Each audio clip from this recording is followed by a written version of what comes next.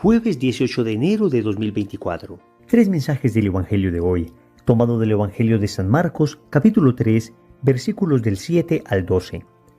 En aquel tiempo, Jesús se retiró con sus discípulos a la orilla del mar y lo siguió una gran muchedumbre de Galilea. Al enterarse de las cosas que hacía, acudía mucha gente de Judea, Jerusalén, Idumea, Transjordania y cercanías de Tiro y Sidón. Encargó a sus discípulos que le tuviesen preparada una barca, no lo fuera a estrujar el gentío. Como había curado a muchos, todos los que sufrían de algo se le echaban encima para tocarlo. Los espíritus inmundos, cuando lo veían, se postraban ante él y gritaban: «Tú eres el Hijo de Dios». Pero él les prohibía severamente que lo diesen a conocer. Palabra del Señor. Gloria a ti, Señor Jesús. Querida familia, seguimos en este tiempo litúrgico llamado tiempo ordinario, en el que reflexionamos acerca del ministerio público de Jesús.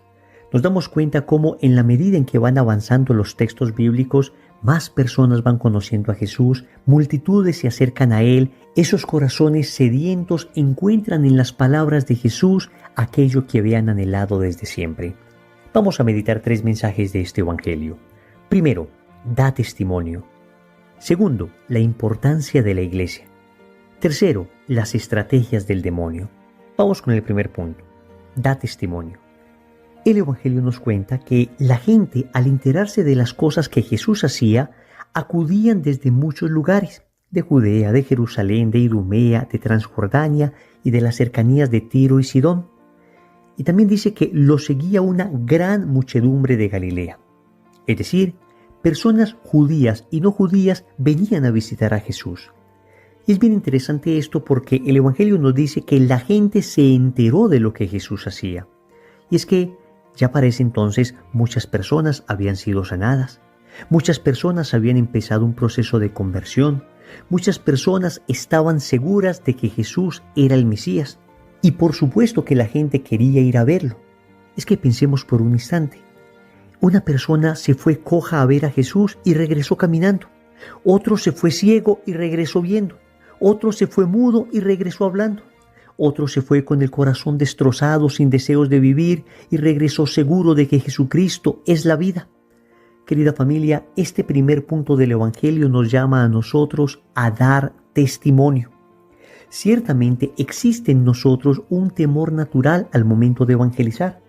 A veces creemos que al momento de hablar podemos cometer errores y entonces podemos dar doctrinas erradas, o en ocasiones la timidez supera nuestro deseo de evangelizar. Pero hoy el Evangelio nos exhorta. Multitudes iban a Jesús porque habían escuchado de Él, y habían escuchado de Él por el testimonio que otras personas daban de Él. El primer y más potente medio de evangelización se llama el testimonio. Sí, queridos amigos, puede que no sepamos mucho de teología, pero podemos contar al mundo lo que Jesús ha hecho en nuestra vida. Podemos contarle a otros lo que éramos antes de conocer a Cristo y lo que somos ahora. Podemos proclamar a los cuatro vientos que antes estábamos en la oscuridad y ahora conocimos la luz, que antes experimentábamos una tristeza que nada podía sanar y ahora hemos encontrado la felicidad, que antes estábamos ciegos y ahora vemos, que antes no queríamos vivir y ahora hemos encontrado al que es la vida. Familia, un testimonio es irrefutable. Nadie te puede decir que eso que estás contando no es cierto, porque tú lo has vivido. Y cuando cuentas a otros lo que Cristo ha hecho en tu vida, entonces el corazón de las personas que te escuchan va a palpitar con más fuerza y va a decir: eso lo quiero yo, es lo que siempre he anhelado. Yo también he vivido en esa oscuridad, yo también he estado ciego, yo también me he querido morir, yo también conozco la tristeza. Y necesito estar como Él, necesito conocer a ese Jesús del que este hermano me está hablando. A este propósito, el Catecismo de la Iglesia Católica en el numeral 900 nos exhorta a todos a evangelizar, porque en ocasiones hemos pensado que el tema de la evangelización corresponde solamente a los sacerdotes, a las religiosas, a los misioneros que se van a pueblos lejanos, y se nos ha olvidado que como bautizados, tú y yo estamos llamados a evangelizar.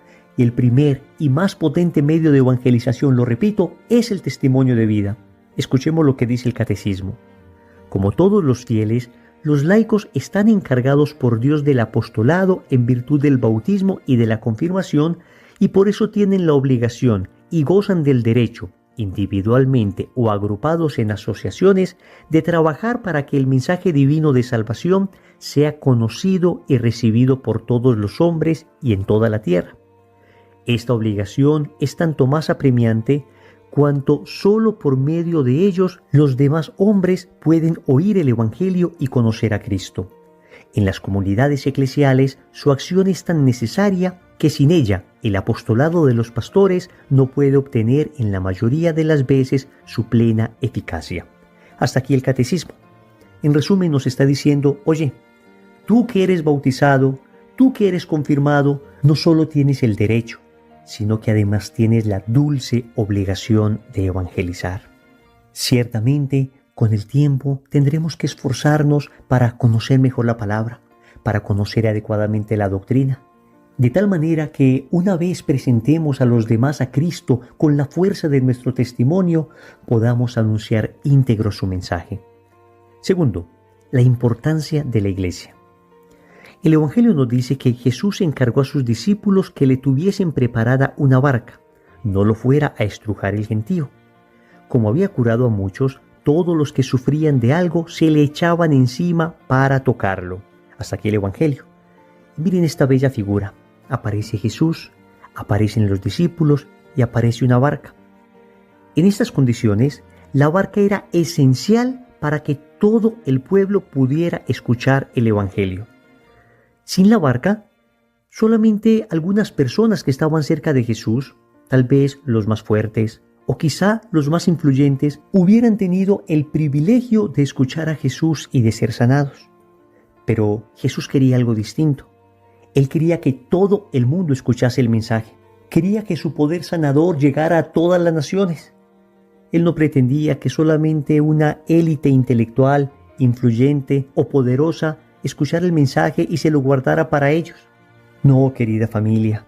Por eso Jesús, al momento de ascender a los cielos, dijo a sus apóstoles: «Id por todo el mundo y proclamad la buena nueva a toda la creación». Por esa razón el Señor instituyó la Iglesia en cabeza del apóstol Pedro. La Iglesia es esa barca desde la cual Jesús predica para que todo el mundo conozca el Evangelio. El Señor, siendo Dios, se hubiera podido quedar en la tierra y hubiéramos podido seguirle tal vez a través de los medios de comunicación en los lugares donde diariamente estuviese. Entonces, hoy aparecía Jesús en una ciudad, mañana en otra, pasado mañana en aquel monte, pero de nuevo sería un grupo selecto de privilegiados los que recibirían a Jesús, y seguramente, como somos los hombres, hubieran terminado siendo aquellos más poderosos. Por esa razón, repito, Jesús instituyó la Iglesia, de tal manera que allí donde esté la Iglesia, esté Cristo. Allí donde esté la Iglesia se pueda celebrar la Eucaristía. Y por supuesto Jesús es la Eucaristía, de manera que Él mismo se parte y se reparte para todos. Su poder sanador, su palabra de sanación, su presencia maravillosa puede estar hasta en el último rincón de la tierra. Puede estar en las élites más importantes, pero también en los cordones de miseria y en las periferias existenciales más dramáticas. Hay además otro elemento bellísimo en el Evangelio, y es que el Señor establece orden. Él ordena a sus apóstoles que le tengan la barca. Los apóstoles obedecen y desde la barca el Evangelio se anuncia a todos. La Iglesia tiene orden. La Iglesia es una institución visible. En la Iglesia hay jerarquía, porque el Señor mismo quiso que a través de este orden llegara la caridad más lejos. Aún la caridad necesita orden. Cuando se hace caridad sin orden, esta caridad termina volviéndose destructiva. Pero cuando también hacemos demasiado énfasis en el orden y nos olvidamos de la caridad, este orden se vuelve infértil. En medio de este orden, el Señor pudo hacer toda la caridad, pudo anunciar el Evangelio a todas las personas y todos tuvieron oportunidad de elegir si seguían a Jesús o no lo seguían. Finalmente debemos decir en este segundo punto que también debemos amar y defender la Iglesia. Esta barquita que el Señor nos ha dejado es una barca que en ocasiones ha estado a punto de naufragar. Nunca naufragará porque el Señor ha prometido que las puertas del infierno no prevalecerán contra ella, pero sí que la han atacado, y durante más de 2000 años han intentado destruirla, y allí está. Ni los más poderosos han podido acabar con ella. Y tal vez lo peor que le puede pasar a la Iglesia no es que la ataquen desde afuera, sino que sus propios hijos no seamos dignos representantes de ella, que aquellos que somos bautizados no vivamos conforme a lo que nos enseñó Jesús. Duele más que los ataques de afuera, los escándalos de adentro. Por eso estamos llamados a amar la Iglesia, a purificarla y a defenderla también, porque en ocasiones se ha querido manipular el pecado de algunos miembros de la Iglesia, haciéndonos creer que toda la Iglesia es así.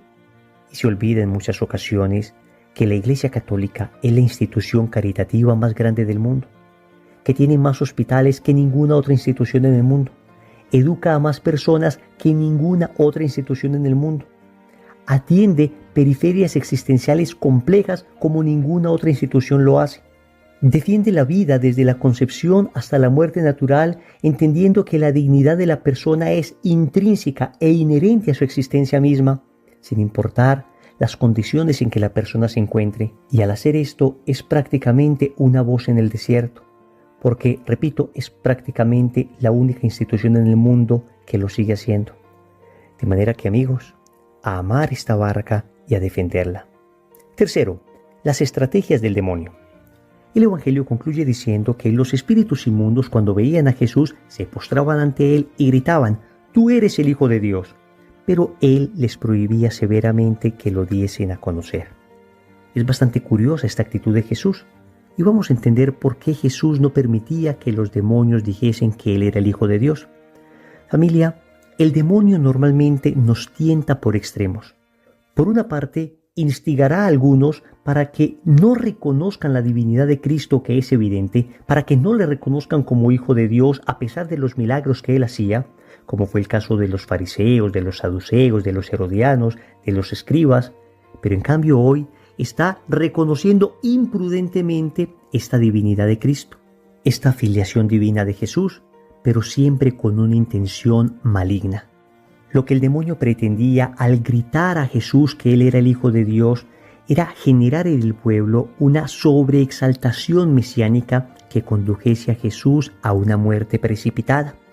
Y es que efectivamente los romanos que oprimían a Israel estaban muy al acecho para evitar cualquier tipo de brote mesiánico que pudiese concluir en una rebelión del pueblo al que ellos dominaban. De manera que si el demonio suscitaba en las personas una sobreexcitación mesiánica antes de tiempo, esto hubiese podido envalentonar a un grupo de personas que hubiesen terminado no entendiendo adecuadamente el mensaje de Jesús y más bien conformando grupos de rebelión que hubiesen terminado arruinando la obra de evangelización. Por eso el Señor prohibía a los demonios hablar. Eso es lo que algunos teólogos han llamado el secreto mesiánico. Miren el enorme discernimiento de Jesús y cómo nos enseña a nosotros también a discernir los espíritus. Cómo el Señor nos enseña a tener una mirada sobrenatural de la realidad e incluso en algo que aparentemente era bueno, el reconocimiento de su divinidad, el Señor veía una intención maligna.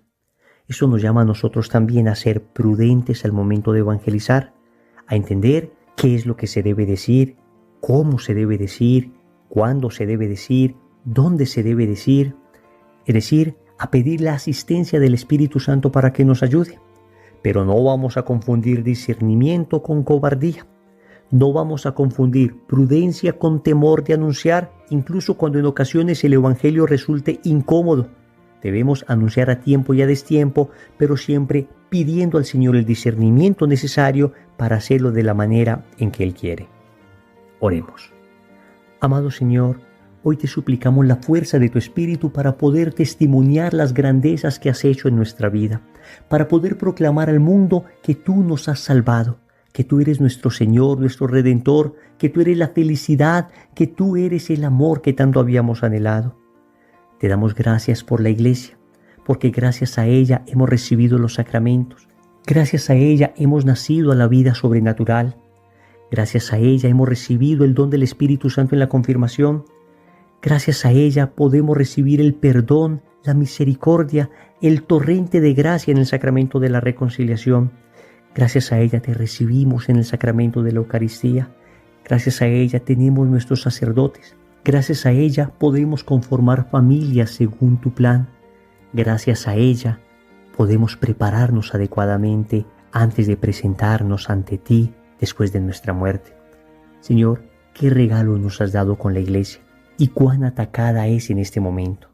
Concédeme la sutileza, inteligencia y valentía para poder defenderla. Finalmente, Señor, te pido que me regales el discernimiento de los espíritus, que me muestres cómo el enemigo me puede tentar y que me des la fuerza para resistir, que también me concedas la gracia de la prudencia al momento de evangelizar, de tal forma que el mensaje pueda llegar a más personas en todo el mundo. Señor, dame lo que me pides y pídeme lo que quieras. Amén. Recordemos entonces.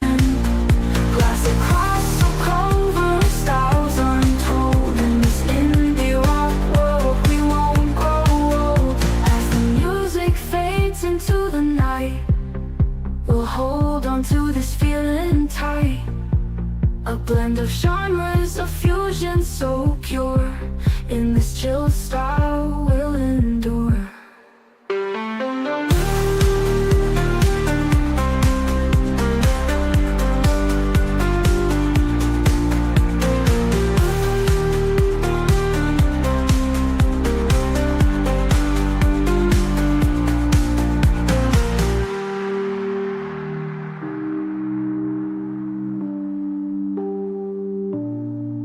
As the music fades into the night, we'll hold on to this feeling tight. A blend of genres, a fusion so pure. Primero, da testimonio. Segundo, la importancia de la Iglesia. Tercero, las estrategias del demonio. Compromiso. En el rosario de hoy vamos a orar por la Iglesia. En el nombre del Padre, y del Hijo y del Espíritu Santo. Amén.